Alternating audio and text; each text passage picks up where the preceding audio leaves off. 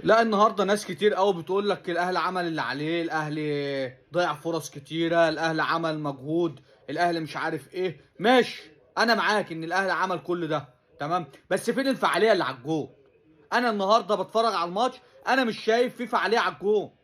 شو عملت كل حاجه، بس برضه مصمم ان انت تلعب من العمق. يعني النهارده انت مصمم برضه تخش من العمق، اما انت شايف ان العمق مقفول. طب ما تلعب من الاجناح.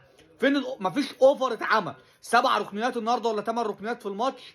عايز اقول لك ان انت ما استفدتش بحاجه. يعني هما الكورتين، واحده بتاعت تريزيجيه في الشوط الاول، وواحده بتاعت داري الشوطه اللي هي جت في الشوط الثاني.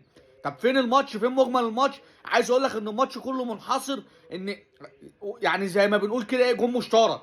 انت المحله بيدافع صح وانت بتهاجم، فما فيش خلق فرص. طب ماشي، ما هو انت متفق واحنا كلنا متفقين ان انت فرقه كبيره، فاي حد اي حد بالعقل، يعني اي حد هيقابل الاهلي هيدافع.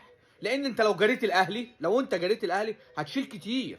دي معروفه، الناس اللي بتلعب كوره والناس اللي فاهمه كوره، تمام. فالطبيعي ان انت مدرب واقف على الخط، تمام كده، بتوجد حلول للكلام ده كله. انت شايف ان النهارده العمق مقفول، يبقى خلاص اجرب الجناحات. محمد شكري فين؟ محمد شكري ما بيلعبش، تمام. انا مش فاهم، محمد شكري من احسن الباكات ليفت اللي موجوده دلوقتي حاليا في مصر، انت بتلعبوش ليه؟ انا مش عارف برضو، يعني فكريا انا مش فاهم، تمام.